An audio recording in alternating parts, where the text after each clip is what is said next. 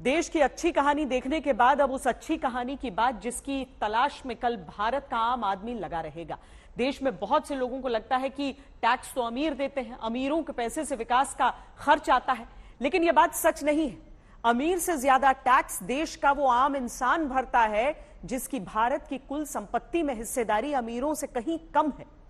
वही मध्यम आय वर्ग और निचले तबके का आदमी बजट से पहले यह दोहा पड़ता है कि टैक्स इतना लीजिए जामे जनता का घर चल जाए, जनता भी सुकून से जी सके, विकास का काम भी हो जाए। जनता जो कमाती है उस कमाई पर सीधे 5% से 30% तक इनकम टैक्स देती, फिर कमाई से 4% का हेल्थ और एजुकेशन सेस गया। पेट्रोल डीजल खरीदा तो 60% तक पैसा टैक्स में गया। गाड़ी खरीदी तो टैक्स, इंश्योरेंस पर टैक्स, सर्विस कराई तो टैक्स, सड़क पर लेकर आए तो रोड टैक्स, टोल टैक्स। घर खरीदने की सोची तो स्टैंप ड्यूटी पर जीएसटी, कर्ज लिया तो प्रोसेसिंग चार्ज, फिर उस पर जीएसटी। घर खरीद लिया, हाउस टैक्स, वाटर टैक्स, बिजली मीटर पर अलग अलग टैक्स। गाड़ी छोड़ बस, मेट्रो, रेल, हवाई जहाज से चले तो टिकट पर टैक्स। फ्लाइट के टिकट में कई बार बेस फेयर से ज्यादा fuel surcharge, service fees, service tax का चार्ज होता है। कैब में चले तो जीएसटी अलग। राशन खरीदा तो एक एक सामान पर जीएसटी, दाल चावल से लेकर बिस्किट के पैकेट पर जीएसटी। पैसा बचाकर सेविंग में लगाए तो निवेश पर टैक्स, निवेश का पैसा निकालने चले तो भी टैक्स, निवेश की कमाई पर short term, long term capital gain tax. Bank ATM से तय सीमा के बाद पैसा निकाला तो भी सर्विस चार्ज। कुल मिलाकर कहानी ये कि जन्म से लेकर मृत्यु तक टैक्स भरने का कर्म।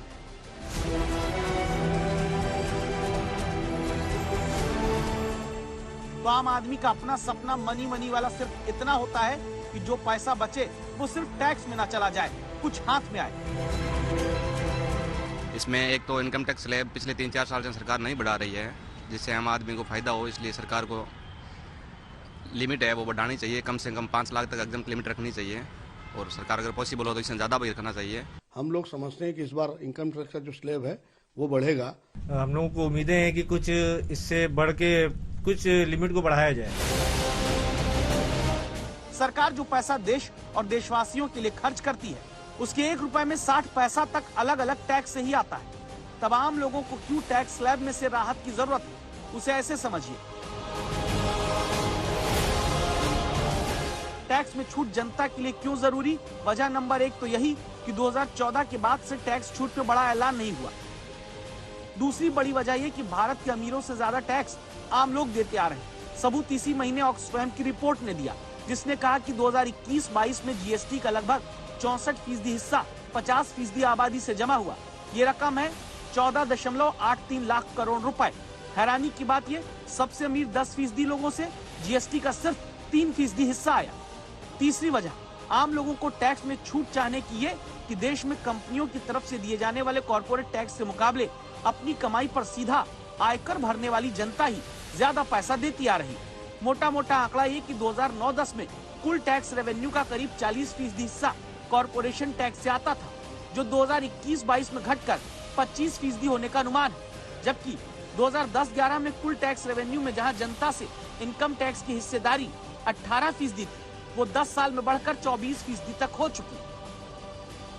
गवर्नमेंट से ये एक्सपेक्टेशन है कि अभी आप जनरल पब्लिक को मतलब कि एम्प्लॉई क्लास का भी सोचा जाए और लिमिट को थोड़ा बढ़ाया जाए। जो हमारा बेसिक डिडक्शन होता है, बेसिक वो मिलता है, उसमें आई थिंक थोड़ा सा और बढ़ना चाहिए जो मिनिमम क्राइटेरिया है, so that we can spend money. यानी जनता अमीरों और कंपनियों से ज्यादा टैक्स देती। सवाल है कि अगर आम आदमी को राहत टैक्स स्लैब बदल कर कुछ दे भी दी जाए तो इससे देश का भला कैसे होगा? लोगों के पास पैसा आएगा तो लोग घूमने के लिए जाएंगे, लोग पिक्चर देखने जाएंगे, लोग शॉपिंग करने जाएंगे। अब एक व्यक्ति शॉपिंग करने जाता है, एक महिला शॉपिंग करने जाती है तो उससे 50 लोगों को रोजगार मिलता है। अब एक ड्रेस आप नहीं लेती हैं तो उससे जो है ड्रेस का सप्लायर, ड्रेस का टेलर, ड्रेस का फिटर, ड्रेस को कई तरह की चीजें सप्लाई करने वाले बहुत लोगों को जो है रोजगार मिलता है। एक नई कार खरीदी जाती है तो कम से कम 10,000 लोगों को रोजगार मिलता है। कोई लैंप देता है, उसके कोई टायर सप्लाई करता है, कोई हॉर्न सप्लाई करता है, कोई इंश्योरेंस करता है उसकी, कोई इसको फाइनेंस करता है। तो इसके लिए लोगों की जेब में पैसा आना चाहिए, लोगों के हाथ में पैसा आना चाहिए। यानी टैक्स में राहत मिलेगी और महंगाई से मुक्ति मिले तो जनता के हाथ में पैसा बचेगा। आम आदमी के पास पैसा होगा तो बाजार में इच्छा मुताबिक खर्च कर पाएगा, खर्च करेगा तो बाजार में डिमांड बढ़ेगी, डिमांड बढ़ेगी तो रोजगार के नए अवसर होंगे, बेरोजगारी घटेगी, अर्थव्यवस्था के पहिए को रफ्तार मिलेगी।